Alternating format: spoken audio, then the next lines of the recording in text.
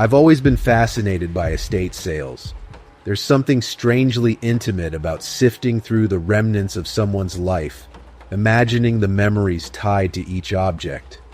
Most Saturdays I'd map out sales across the city, eager to uncover treasures. But one particular weekend left a mark on me I'll never forget. It was late autumn, and the first frost of the season painted the lawns white. My last stop of the day was a modest bungalow at the end of a cul-de-sac. The place looked unassuming, with a couple of tables on the lawn displaying faded quilts, cracked porcelain, and stacks of books yellowed with age. The man running the sale caught my attention right away. He was wiry, with weathered skin and deep-set eyes that seemed to look right through you. He didn't greet me, just nodded faintly as I approached. His stillness unnerved me, but curiosity won out. On a table tucked in the corner, I noticed a curious item. An old photograph encased in a wooden frame. It showed a man in military uniform, his expression stern but proud. Beside it sat a brass pocket watch with intricate engravings. When I picked it up, the man stirred for the first time. "Belonged to my brother," he said abruptly. His voice was gravelly, and the words hung heavy in the air.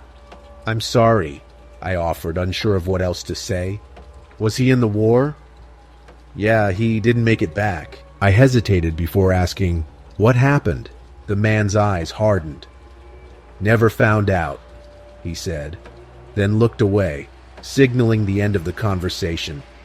When I tried to pay for the watch, he refused my money, muttering, "Take it. It's been in the dark too long." I felt uneasy leaving with it, but his insistence was clear.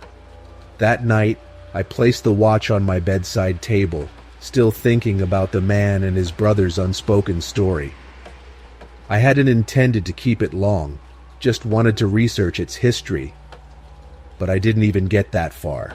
The first incident happened 2 nights later. I woke suddenly to the sound of faint ticking. I'd kept the watch closed, so I assumed it was broken.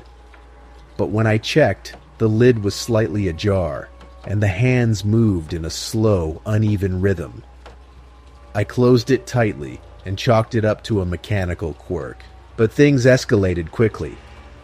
Over the next few nights, the ticking seemed to follow me, echoing faintly from other rooms, even when the watch was locked away in a drawer. Once, I found it lying open on my kitchen counter, even though I was certain I'd left it upstairs. Then came the dreams. Every night I found myself in the same bleak landscape, a desolate battlefield under a gray sky. I could hear muffled voices shouting, but they were distant and unintelligible.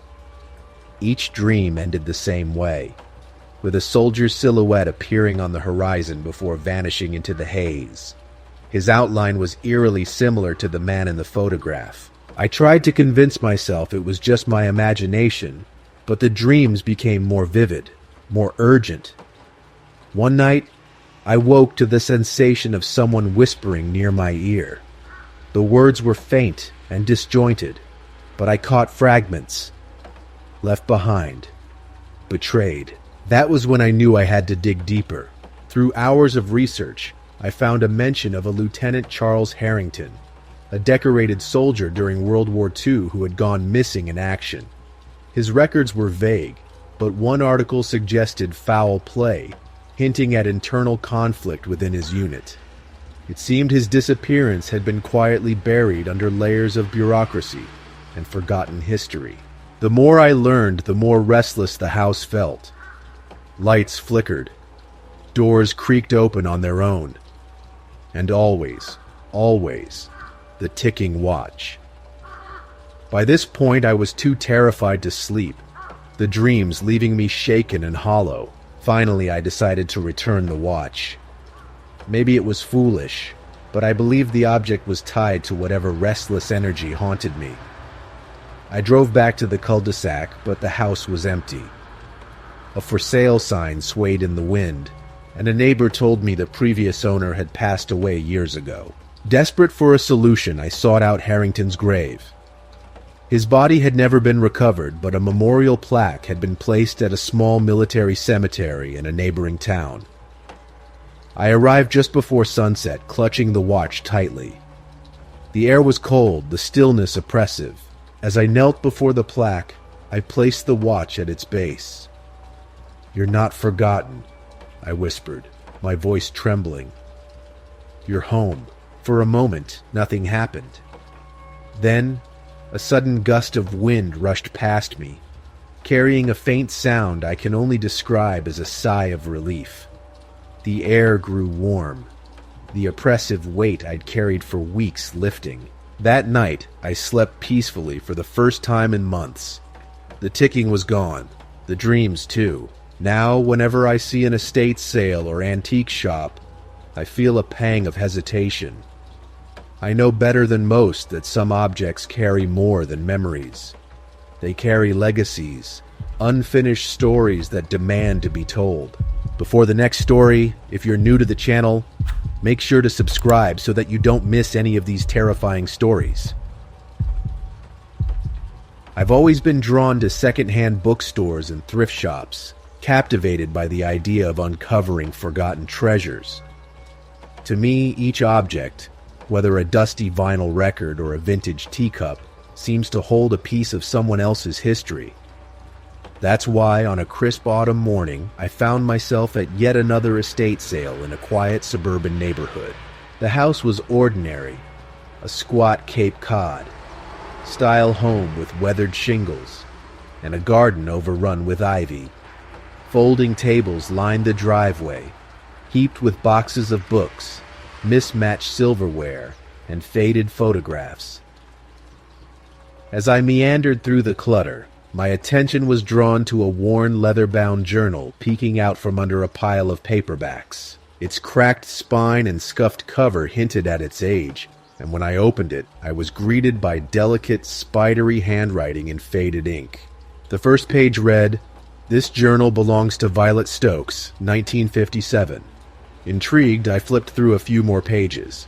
Most entries were ordinary musings about her garden, her work at the local school, and her love for rainy afternoons. But there was something deeply personal about the words, like peering into the heart of someone long gone. "Excuse me," I asked the man running the sale, holding up the journal. "How much for this?" The man, gray-haired with a somber demeanor, hesitated. "That belonged to my aunt," he said, his voice soft. "She had a tough life. This house was hers, but take it. It feels like you're meant to have it." I thanked him and offered him a few dollars, but he waved them away, his gaze distant. Driving home, I felt a strange weight settle over me, as though I'd been entrusted with something more than an old diary. That evening, I curled up in my favorite armchair and began to read in earnest. Violet's early entries were lighthearted, filled with her thoughts on neighbors and the occasional weather complaint. But as I turned the pages, the tone shifted. She wrote of strange sounds in the night, knocking on the walls, whispers that seemed to come from nowhere. She described waking to find furniture moved or her bedroom door wide open, though she was certain she had locked it. One passage stood out. "The house feels alive. It watches me. Sometimes I think it wants me gone." A shiver crept up my spine as I read those words. My living room, so warm and inviting a moment ago, suddenly felt oppressively quiet. I closed the journal, telling myself I'd continue another day. That night, I dreamt of a dimly lit hallway. In the dream, I stood outside a closed door with a brass handle. The door shuddered, as though something on the other side was pushing against it. When the handle began to turn, I woke with a start, my heart hammering. The days that followed were marked by unease. I couldn't shake the feeling that I was being watched. Shadows seemed to stretch too long in the corners of my house, and faint rustling noises crept into the silence. One morning, I found the journal open on my desk, though I was sure I'd left it closed on a shelf. Another time, I came home to find the windows in my living room fogged, a single word traced into the condensation. Why? Desperate for clarity, I returned to the estate sale, hoping to learn more about Violet. But when I arrived, the house was empty. The driveway was clear, and the windows were dark. A neighbor trimming his hedges explained that the house had been vacant for years, its previous owner having passed away. "That can't be," I stammered. "I was just here last week. There was a sale." The man gave me a skeptical look, but said nothing more. Back at home, I finally worked up the courage to finish the journal. Violet's final entries were frantic, almost incoherent. She wrote of doors slamming in the night, of shadows that moved independently of the light. The last page stopped me cold. If you're reading this, it's already too late. The house doesn't let go. As I read, the lights in my living room flickered, and the air grew heavy. I heard it then, a faint whispering, indistinct, but close. My hands trembled as the journal's pages began to turn on their own, faster and faster, as though an unseen force were rifling through them. Panicked, I grabbed the book and ran outside, the whispers growing louder, now a cacophony of overlapping voices. Without thinking, I drove to the river at the edge of town. Standing on the bank, I hesitated for just a moment before hurling the journal into the rushing water. It bobbed once, twice, before sinking beneath the surface. The voices ceased instantly, leaving behind an almost oppressive silence. For weeks after, my house felt normal again.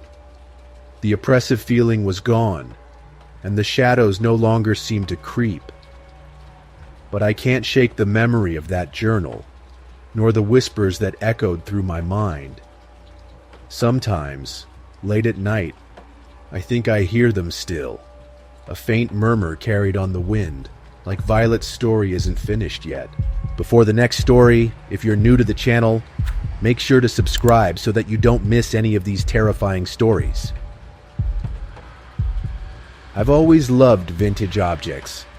There's something magical about them, their timeless charm, the hidden stories they hold, the thought of how many lives they've touched. Estate sales were my treasure troves, each one a journey through the past. But one particular find would turn that fascination into something I'd regret ever indulging. It was a chilly autumn afternoon when I found it. The estate sale was in an old craftsman house on the outskirts of town. The place had clearly seen better days. Ivy snaked up the crumbling walls, and the windows were so grimy they barely reflected the gray sky. A lone woman stood at the entrance, bundled in a worn coat, directing a handful of browsers. Inside, the air was thick with the smell of dust and mothballs. Tables were piled with old books, chipped china, and tarnished silverware. I wandered aimlessly until a curious item caught my eye. A rusted gray typewriter on a desk in the corner. It was bulky, its surface pitted with age, but its keys gleamed faintly in the dim light. Something about it drew me in. I picked it up, feeling its surprising heft, and turned to the woman running the sale. "How much for this?" She frowned, glancing at the typewriter like it was an old acquaintance she'd rather not see again. "That belonged to my uncle," she said after a pause. He was eccentric, a writer, but he disappeared years ago. No one ever figured out what happened. Her voice cracked slightly at the end. "I'll take 20 for it," she added, turning away as if to distance herself from the sale. I handed her the money, feeling the weight of her hesitation almost as much as the typewriter in my arms. Something told me I should have walked away, but I was too intrigued to let it go. When I got home, I set the typewriter on a small table in my office, thinking it would make a charming decoration. I cleaned it up, wiping away decades of grime. Beneath the dust, the craftsmanship was striking. Engraved brass accents and smooth keys that still moved like they'd been oiled yesterday. That first night I heard the sound. It was faint, almost imperceptible, a steady rhythmic tapping like fingers brushing keys. I dismissed it as the house settling and went back to sleep, but the noise returned the next night, louder, more deliberate. This time, I crept downstairs to investigate. The office was dark, the typewriter sitting exactly where I'd left it. A shiver ran through me, but I forced myself to approach. As I reached the desk, the air around me grew colder. My breath puffed in the dim light, and then, just as I was about to turn away, I saw it, a single sheet of paper in the typewriter. I hadn't placed any paper there. The page was blank, save for one word, faintly typed in uneven letters. Listen. For the next several nights, the activity grew worse. I would leave blank sheets in the typewriter, only to find them filled by morning. The messages were fragmented, disjointed words and sentences, like someone struggling to be heard. Buried.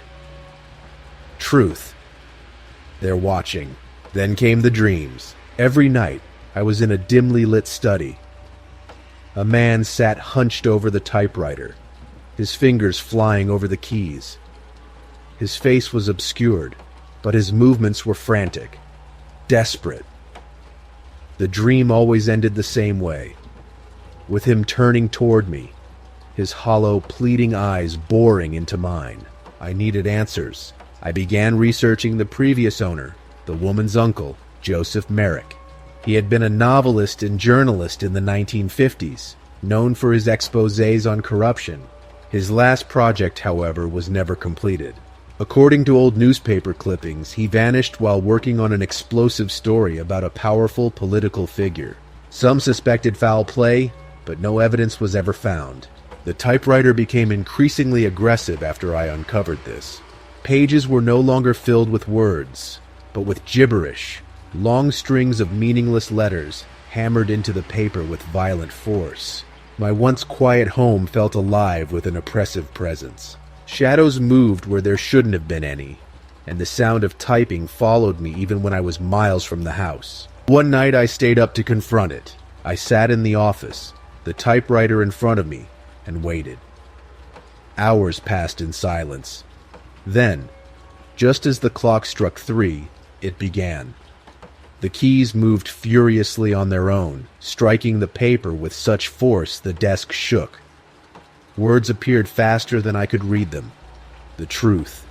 Buried. They silenced me. Help me. "What do you want from me?" I yelled, my voice trembling. The typewriter stopped. For a moment there was silence. Then, with deliberate slowness, it typed one final word. Justice. I knew then that I had to finish what Joseph Merrick had started. Over the next week, I scoured the documents and names referenced in the typed messages. I uncovered a web of deceit, an intricate story of betrayal and power that led back to Merrick's unfinished investigation. But the more I uncovered, the more I felt eyes on me. Cars parked outside my house. Unfamiliar faces at my usual haunts. Someone didn't want this story to come to light. It became too much. One night I packed the typewriter into my car and drove to an isolated clearing near the river. Under the pale light of the moon, I hurled it into the water. It sank quickly, the bubbles rising to the surface like an exhale. The air felt still, quiet. I returned home thinking it was over, but as I lay in bed that night, I heard it. The faint, ghostly clack of typewriter keys, as if carried on the wind. Sometimes I still hear it. Not in my home, but in the back of my mind, like a reminder. Joseph Merrick's story may never be told, but his plea remains etched in my memory. Some things can't be silenced, no matter how deep you bury them.